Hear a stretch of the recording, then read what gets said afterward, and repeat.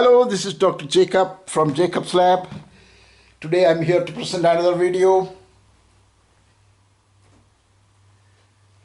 I'll be talking today about propoxyphene, synthesis of propoxyphene, stereospecific synthesis of propoxyphene, which is a propyl ester of Darvon alcohol or dioxyphene. Now, Eli Lilly has manufactured in 1955, patented and manufactured propoxyphene for the first time, and it is basically an analgesic. Dexta D isomer is an analgesic in the opioid category, whereas the L isomer is a cough suppressant, antitussive. So when they made the DL pair of this propoxyphene, they had to resolve it to get the desired D and the other L. So they marketed both as two different things. Now, at those days, there were no the stereo-specific or stereo-selective synthesis were there were very few stereo-specific and selective synthesis. So they made this Darvon alcohol as a mixture and then they resolved it.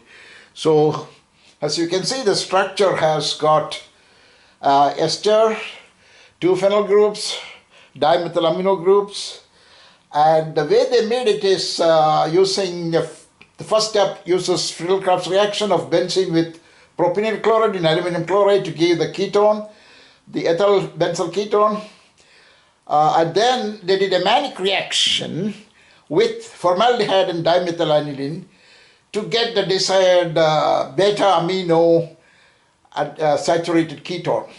So it proceeds through the alcohol intermediate of reaction of the ketone with formaldehyde followed by the micro addition of amine to get the manic product. Now a Grignard reaction of this manic ketone with benzyl magnesium bromide gave the desired alcohol. So you get the desired alcohol, the Darvon alcohol mixture of D and L.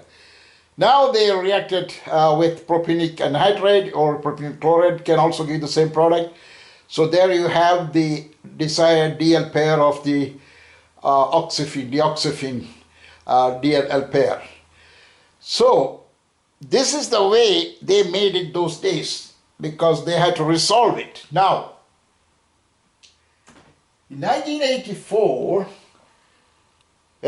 Dr. Erickson of MIT came up with a stereospecific synthesis of this same Darvon alcohol.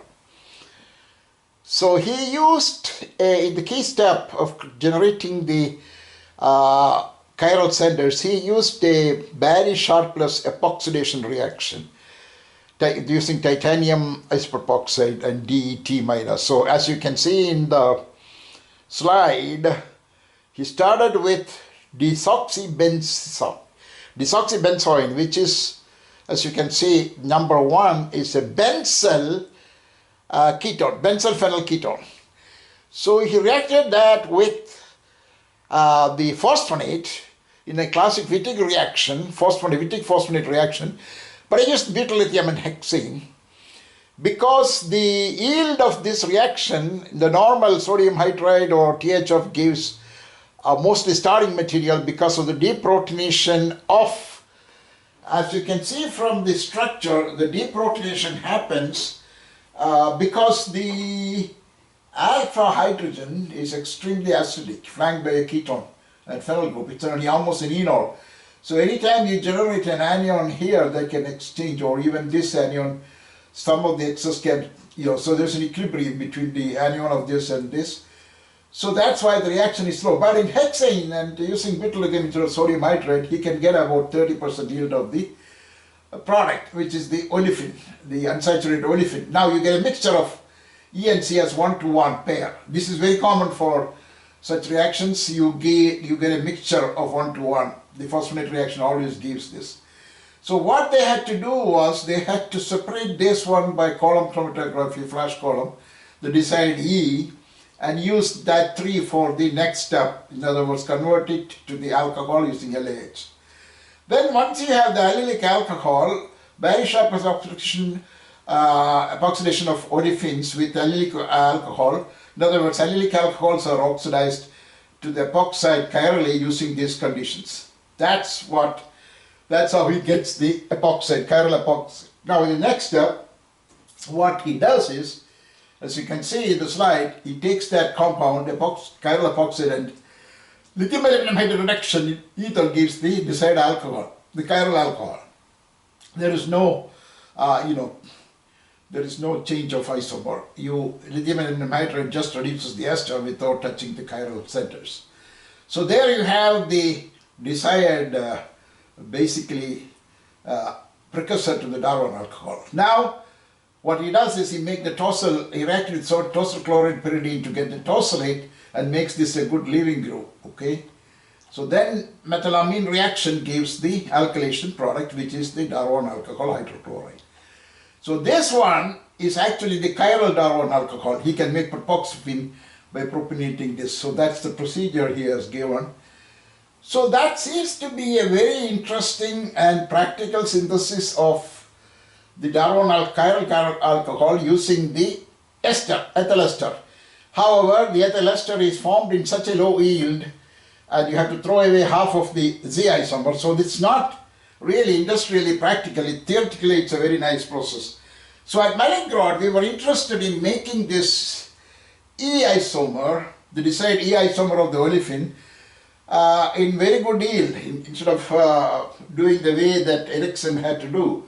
So we came across this reaction to make, we came upon a new way to make stereoselective synthesis of tetrasubstituted alpha beta unsaturated esters. This was published in Journal of Organic Chemistry in 1992. And we came upon this when I was working with alpha chloro unsaturated ketones and esters. We came upon reactions which went to an SN2. In some cases, some nucleophiles gave SN2 a prime reaction, some gave basically cyclized products. So we found each nucleophile had a different reaction with alpha beta unsaturated ketones and esters, the beta gamma unsaturated esters. So these allylic halides behave differently with different nucleophiles. So as you can see, I will show you in the next slide my plan to make this.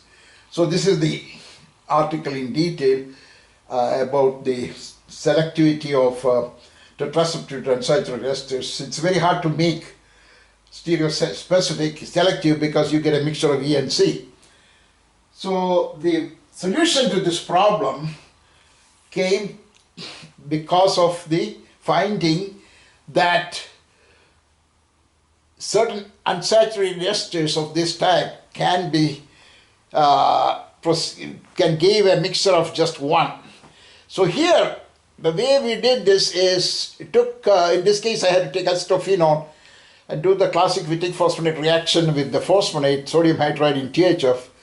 It gives a mixture of E and C in 82% yield. The yield is high because it's acetophenone, not desoxybenzene. There is nothing to deprotonate. There is no exchange of protons. So the yield is relatively good. But the mixture is still one-to-one mixture. So the desired isomer we need for the Ericsson epoxidation, chiral epoxidation is E.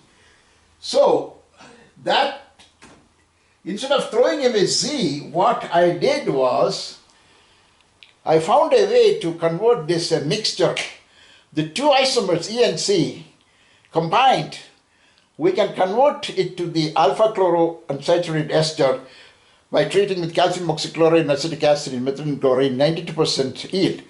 This reaction has been used for many other things, including methylamine B, substituted cyclopentenones. So the alpha chloro ester that you get in 92% yield, from both E and C, you get the desired chloro compound. Now, as you can see, you don't throw away C. So you get the same desired alpha chloro. Now, how to introduce the phenyl group, the benzyl group that we need for the final product, for the Darvon alcohol. So we resorted to we tried several nucleophiles, phenyl lithium, phenyl magnesium bromide, And then all of them basically gave no desired product but Claisen condensation. In other words, if I use phenyl lithium or phenyl magnesium bromide, stuff like that, it went here to give the ketone, the Claisen product, not the one attack here. So we found quite by chance that we also tried phenyl lithium in cuprosiodide.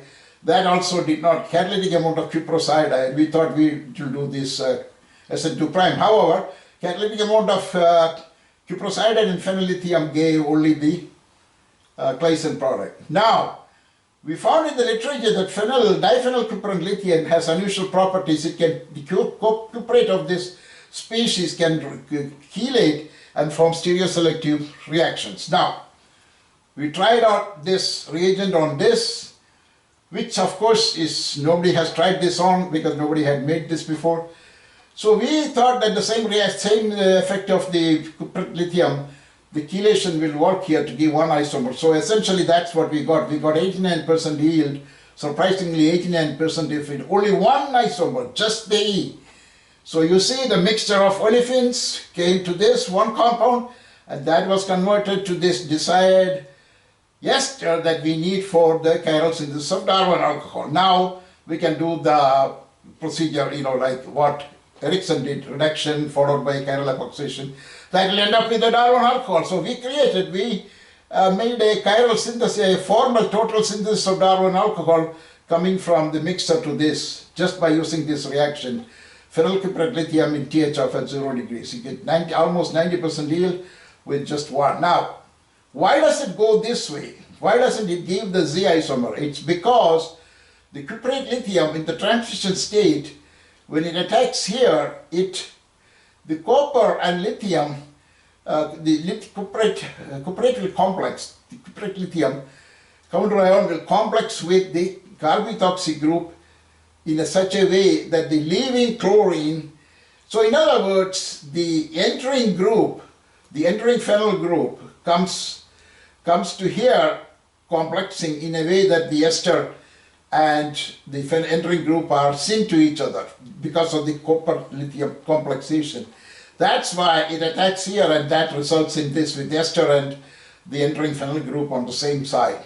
That's the main reason, probably the exclusive reason why you get the desired product in 100% isomer yield and 89% isolated yield. So this is a very practical reaction. So let me show you the other slide where we extended this reaction to other substituted alpha chloroketones. As you can see, when the R2 is phenyl, the entering group is phenyl, you get the desired product 1 in 89% yield with 100% E and 0. But when you make changes here, when R1 is changed to methyl, even though R2 is phenyl, you see the yield drops. The chemical yield is only slightly low, but the E to Z ratio changes, you get some Z. Similarly, when you change the groups here, phenyl to methyl, when you change the phenyl to methyl, it drops down to 88 and 12. Similarly, N-butyl, it becomes even worse. So when you have 2-methyl, it's even worse. But when you have phenyl and ethyl, it's still there. 80% isolated yield is 94%, but still not as good as the first one.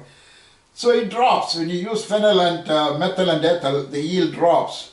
The reason is that there is less interaction in the entering, the mechanism I showed, when you have such groups interfering with the chelation, it's not as favorable. So you get less of the desired Z isomers. Now, this is experimental. I am showing you the way we did this. So cuprosiodide in THF at 0 degrees, you add the phenyl lithium 2 equivalents, thus making the phenyl cuprate lithium, diphenyl cuprate lithium. And then it was simply added, a solution of the alpha chloro ester in THF was added, in THFXN mixture was added, and the dark solution simply stood at room temperature for 2 hours and poured into a mixture of ether and ammonium chloride aqueous.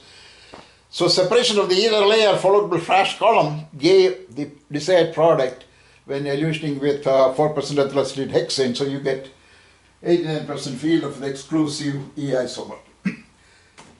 Now I want to show you the consequence of this discovery of this reaction, the application of this reaction to make the desired E ester to proceed to the chiral Darvon alcohol, besides the stereoselectivity of the reaction, there is an important atom economy factor.